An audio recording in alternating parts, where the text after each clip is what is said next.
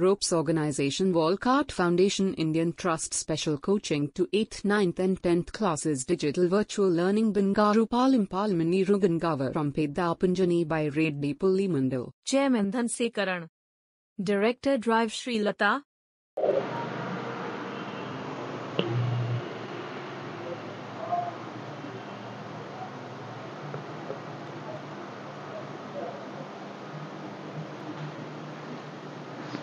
Hi, hello, welcome to Ropes Organization. This is Durga Prasad Reddy teaching in biology. Previous video already we are discussing about 9th class biology topic tissue.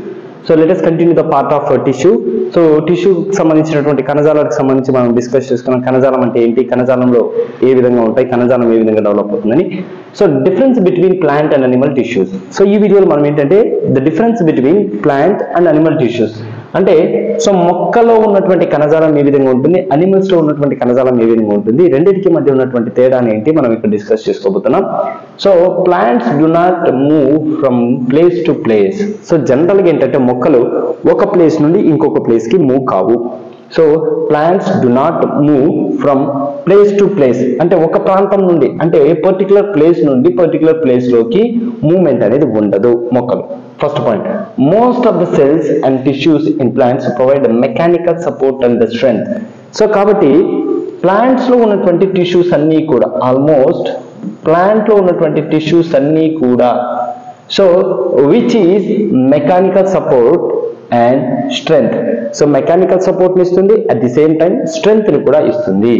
So most of the tissues consist of the dead cells because they provide mechanical support and strength to the plants. So వీటిలో మిగిలినటువంటి remaining tissues ఏవైతే dead tissues ఉన్నాయో అలాంటి tissues కూడా ఏంటంటే plant కి కావాల్సినటువంటి consist of strength అంటే సో నిలకడగా ఉన్నటువంటి శక్తి, సో దాంతో పాటు ఏంటంటే mechanical support, so mechanical support ని ప్రొవైడ్ చేస్తుంది, at the same time strength, so మొక్క కావాల్సినటువంటి స్ట్రెంగ్త్ ని కూడా ఇస్తుంది. So the growth of plants take place only in some regions. ఇక్కడ ఏంటంటే ద గ్రోత్ ఆఫ్ ప్లాంట్స్ మొక్కలు సో జనరల్ గా ఏంటంటే ఓన్లీ ఇన్ సమ్ రీజియన్స్ కొన్ని ప్రాంతాల్లో మాత్రమే బాగా డెవలప్ అవుతూ ఉంటాయి. సో వాటిలో మాత్రమే ఎక్కువగా గ్రోత్ అనేది కనిపిస్తుంది. So plants have tissues called as meristematic tissues which is divided and help in growth and permanent tissues which is do not divide. So ఇక్కడ ఏంటంటే మరి మొక్కల్లో ఉన్నటువంటి ఇలాంటి కణజాలాన్ని ఏమని పిలుస్తామంటే meristematic tissue.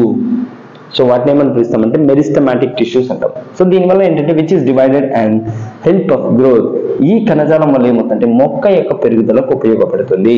So it's maybe గ్రోతింగ్, సో హెల్ప్ అవుతుంది. అండ్ సో వీటిని పర్మనెంట్ టిష్యూస్ అని కూడా పిలుస్తాము. So it's a permanent tissues, they cannot divided.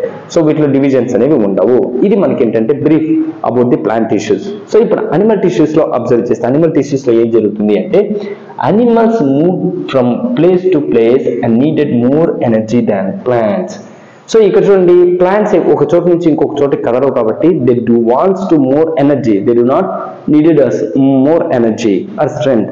అంటే వీటికి ఎక్కువ ఎనర్జీ అవసరం లేదు, బికాజ్ ఎందుకంటే మూవ్మెంట్స్ ఉండవు కాబట్టి. అంటే లోపల మాత్రమే సో ఇక్కడ మూవ్మెంట్స్ కానీ ఫంక్షన్స్ కానీ జరుగుతుంటాయి. బట్ అనిమల్స్ లోకి వచ్చేస్తే అలా కాదు కదా. సో ప్లేస్ టు ప్లేస్ అంటే it's maybe travel one place to another place అంటే ఒక ప్రాంతం నుండి ఇంకొక ప్రాంతానికి మూవ్మెంట్స్ అనేవి జరుగుతూ ఉంటాయి. నీడెడ్ మోర్ ఎనర్జీ అంటే ఎక్కువ శక్తి కావాలి దెన్ ప్లాంట్స్ తో కంపేర్ చేస్తే అనిమల్స్ కి ఎక్కువ ఎనర్జీ కావాలి. So most cells and tissues and animals are living cells. So most of the cells and tissues animal కావచ్చు లేదా సో ఏమైనా కావచ్చు, సో జంతువుల్లో ఉన్నటువంటి లేదా సో ఇలాంటి ఆర్గానిజమ్స్ లో ఉన్నటువంటి టిష్యూస్ అన్ని కూడా ఏంటంటే లివింగ్ టిష్యూస్ అంటే జీవంతో ఉన్నటువంటి tissues when compare with plant tissues. So plant tissues లో అన్ని కూడా ఏంటంటే సో నిర్జీవ కణాలు, మరి వీటిలో ఉన్నటువంటి కణాలు ఎలాంటివంటే జీవ కణాలు. So the growth of animals is more uniform. So animals do not have separate dividing. So ఇక్కడ ఏంటంటే గ్రోత్ ఆఫ్ అనిమల్స్ అంటే అనిమల్స్ యొక్క గ్రోత్ ని మనం కంపేర్ చేస్తే మోర్ యూనిఫామ్ అంటే ఒక యూనిఫామ్ ఒక ప్యాటర్న్ గా డెవలప్మెంట్ ఉంటుంది.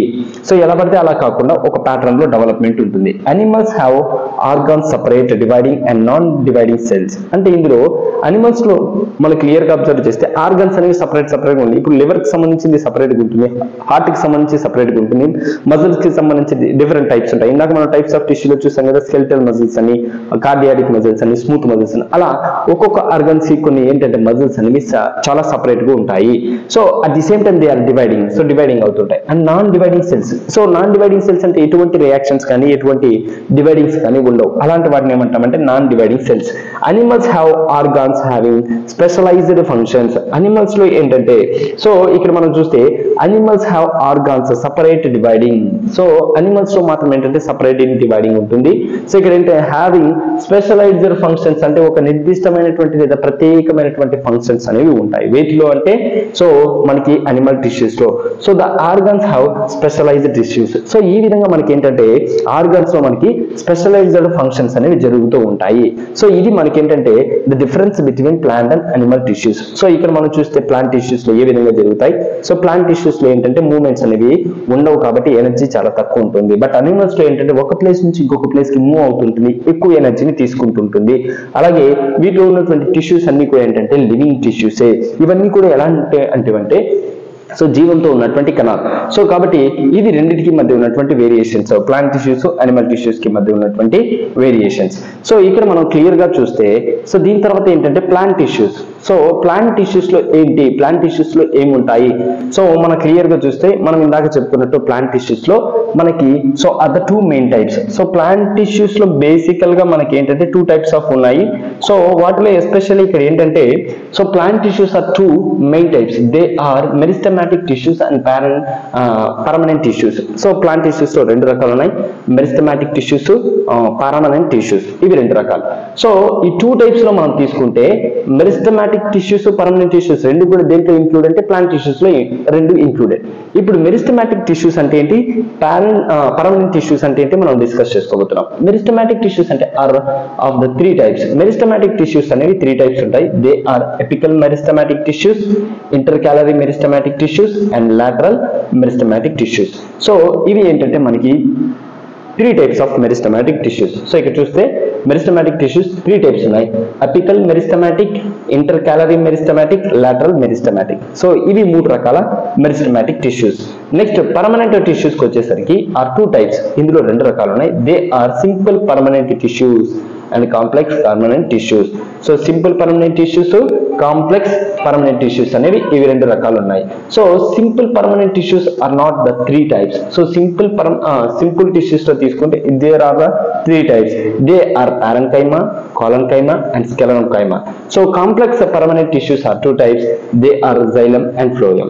సో ఇది మనకి ఏంటంటే సో టిష్యూస్ లో ఉన్నటువంటి టైప్స్. పర్మనెంట్ టిష్యూస్ లో రెండు ఉన్నాయి.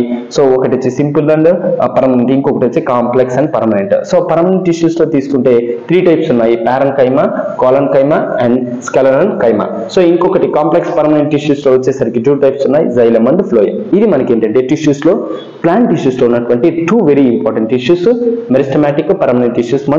అందులో సబ్ డివిజన్స్ ఉన్నాయి. ఇది ఈ వీడియోలో మనము tissues difference between animal tissues and plant tissues గురించి డిస్కస్ చేసుకున్నాం. సో ప్లాంట్ టిష్యూస్ కి సంబంధించి నెక్స్ట్ వీడియోలో మనం డిస్కస్ చేసుకోబోతున్నాం. సో ఇందులో మీకు ఏదైనా డౌట్స్ అనిపిస్తే కామెంట్ బాక్స్ లో కామెంట్ చేయండి. Thank you అనడా.